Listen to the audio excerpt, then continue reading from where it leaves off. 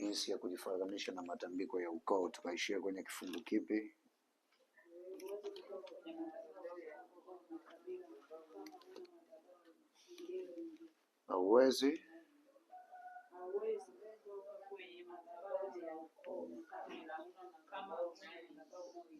Hauwezi kutoka kwenye madhabahu ya kabila wala ukoo kama rudia tena sentensi hiyo. Hauwezi kutoka kwenye madhabahu za ukoo na kabila kama huna madhabahu unayoingia. Amina. Bwana Yesu asifiwe. Tena ni kwamba mwanadamu au kuishi kwa mwanadamu kunategemea ulimwengu wa roho. Narudia sentensi hii tena mara ya pili. Hakuna mwanadamu anayeweza kuishi bila kutegemea pande hizi mbili. Asiye kwa Mungu yuko kwa shetani. Kwa hivyo hauwezi kutoka kwa shetani bila kuingia kwa Mungu, na huwezi kutoka kwa Mungu bila kuingia kwa shetani. Kila aliyetoka kwa Mungu yupo kwa shetani, na kila aliyetoka kwa shetani yupo kwa Mungu. Sasa madhabahu za ukoo au madhabahu za matambiko, huwezi kuzisaliti madhabahu hizo ukabaki hai kama haujaingia kwenye ufalme wa Mungu. Naeleweka vizuri? Hauwezi ukawa salama kama hujaisaliti madhabahu ya ukoo kuingia kwa Mungu. Kifungu kinasema huwezi kutoka kwenye madhabahu ya ukoo kama hauna madhabahu unayoingia. Tukasoma Wakolosai sura ya kwanza na ule mstari wa 13. Unaweza kunisomea Kolosai 1:13? Kolosai 1 mstari wake wa 13 nisomee. Kolosai 1:13 soma.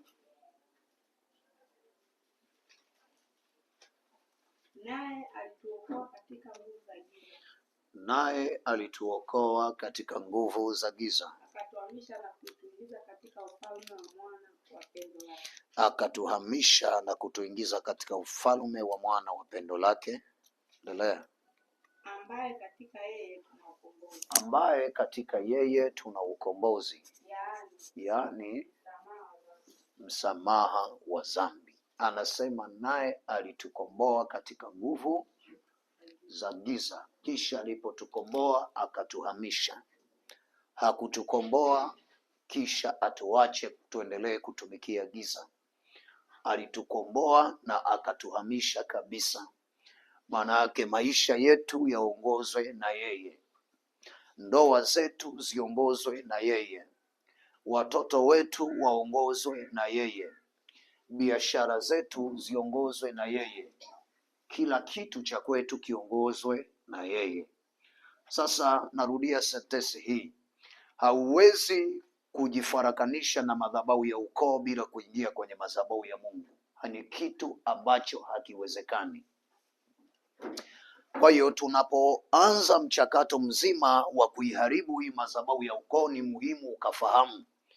Bwana asifiwe. Ni muhimu ukafahamu kwamba njia ya pekee itakayokusaidia wewe ni kuhakikisha unaingia kwa Yesu kikweli kweli. Ni kuhakikisha unaingia kwa Yesu kwa kumaanisha. Ni kuhakikisha unaingia kwa Yesu ukiwa serious. Naposema kuingia kwa Yesu sio kuja kanisani. Yesu Kristo anasema kaeni ndani yangu nami ndani yenu. Sasa ingekuwa kuja kanisani ni kukaa ndani ya Yesu, asingeongea neno hilo kwamba kaeni ndani yangu na mimi ndani yenu. Maana yake mpaka anaongea kaeni ndani yangu na mimi ndani yenu, maana yake anamaanisha mtu anaweza kawa kanisani lakini hayuko ndani ya Kristo. Nikatoa vigezo vingi sana na mafundisho mengi sana. Nikasema mtu aliye ndani ya Kristo hufuata kanuni zote ambazo anapaswa kuzifuata.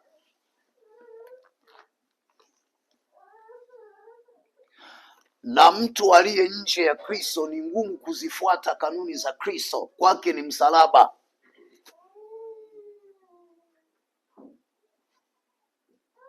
Nikasema unapoona unajilazimisha kufanya vitu vya kimungu au unatumia nguvu kubwa kufanya vitu vya kimungu, elewa wewe hauko ndani ya Mungu. Yaani hiyo ni taarifa unayopaswa kujua kwamba wewe uko nje, ila ile kujilazimisha ni Mungu anajaribu kukukokota uingie kwa lazima.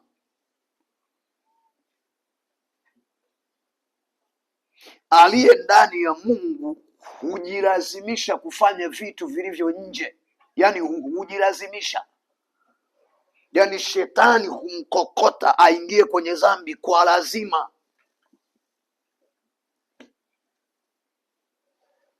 Lakini aliye ndani ya Mungu ni mwepesi kufanya vitu vya Mungu kwa kuwa yuko ndani.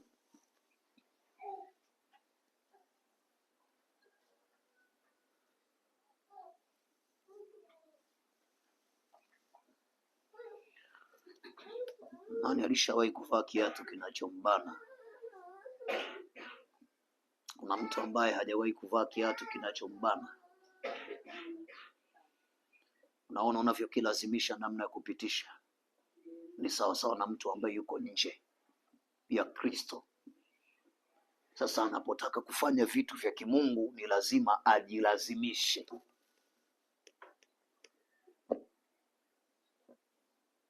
Anapenda lakini uwezo hana. Sasa kimsingi wewe bila ubishi uko kwenye madhabahu nyingine tofauti na ya Mungu. Japo kanisani unakuja kuimba, utaimba, kuomba, utaomba, kutoa sadaka, utatoa sadaka, lakini wewe bado uko kwenye madhabahu nyingine.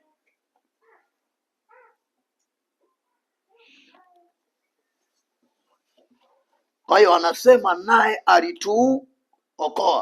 alituokoa katika nguvu za giza, naye akatuhamisha na kutuingiza kwenye ufalme wa mwana wa pendo lake. Maana yake unatakiwa kuokolewa, utolewe kwenye nguvu za giza, kisha uhamishwe.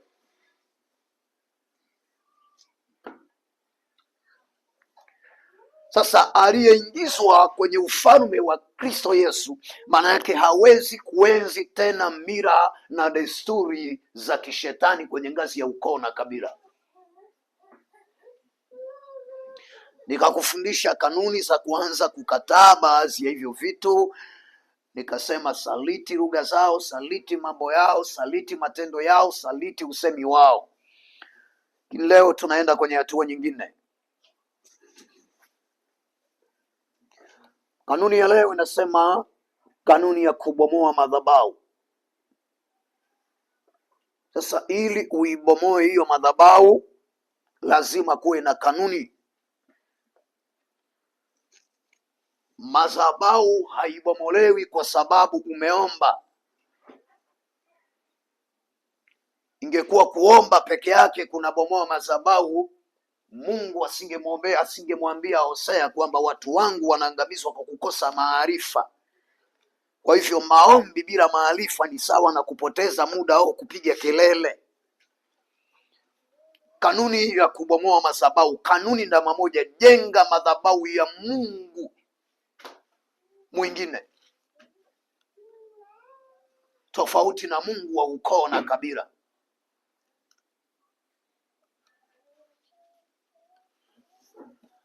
Kanuni ya kubomoa madhabahu, jenga madhabahu ya Mungu mwingine tofauti na Mungu wa ukoo wako na kabila.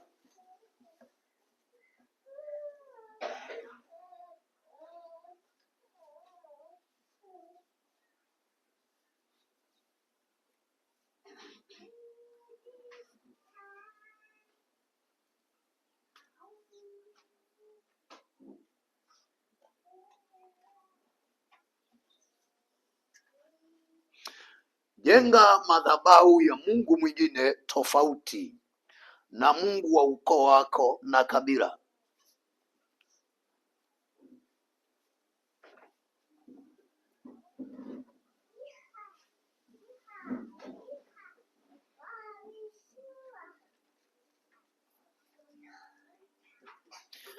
Jenga madhabahu ya Mungu mwingine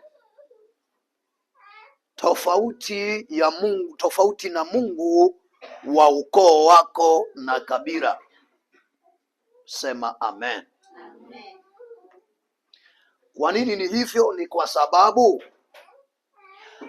wewe haufungwi na shetani, hauteswi na magonjwa, hauteswi na vifungo kwenye uchumi kwa sababu hauombi, hauteswi na vifungo kwa sababu haujui cha kufanya. Unateswa kwa sababu hauna madhabahu. Unisikilize, kusali kanisani sio kuwa na madhabahu.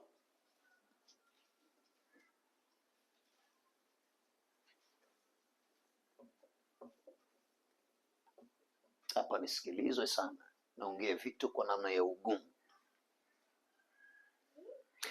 Hauteswi kwa sababu hauna madhabahu. Hauteswi kwa sababu shetani ana uwezo wa kukutesa. Hauteswi kwa sababu haujui cha kufanya. Hauteswi, unateswa kwa sababu hauna madhabahu.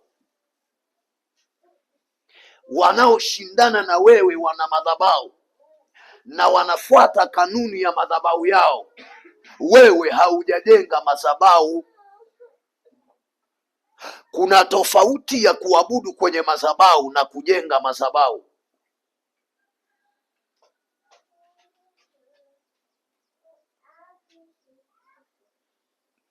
Ndio maana mwenye akili, unanisia nachokisema, mwenye akili anayetaka kutafuta Mungu hawezi kukimbilia kwenye makanisa yaliyoendelea. Atatafuta makanisa yanayoanza ili ashirikiane nao kujenga madhabahu, kwa kuwa hautaweza barikiwa kwa kiwango walichobarikiwa wale waliojenga. Yaani wewe unayekalia kiti alichonunua mwingine huwezi kupita baraka ya yule aliyenunua. Na madhabahu haiwezi kuwa na kasi ya kukutetea na kukujibu wewe kuliko yeye. Kiwango chako cha kiroho kitatofautiana na yeye. Hata kama munaomba ndani ya nusu saa wote, hata kama munafunga kwenye siku ile ile moja, anafunga Jumatano na we unafunga Jumatano, anafunga Ijumaa na we unafunga Ijumaa, wote mnakutana kwenye idara, mnaomba dakika 40 au lisali moja, kiwango cha kiroho bado atakuzidi, kwa sababu kuna vitu vingi umezidiana kwenye madhabahu. Anayemtegemeza kuhani wa madhabahu hawezi lingana kiwango cha kiroho, ama hawezi kuvushwa na kutetewa na madhabahu kama yule asiyefanya. Hapa ndipo panapotutofautisha. Ukiingia shuleni kuna wa kwanza kwenye mtihani, kuna wa pili mpaka wa mwisho, na kanisani iko hivyo.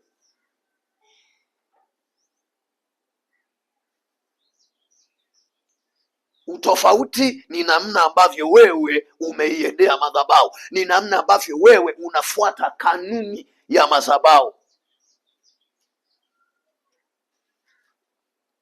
kwamba madhabahu inahitajika nini? Inahitajika sadaka. Sasa mpumbavu atasema walishatoa watu 5, hamna haja.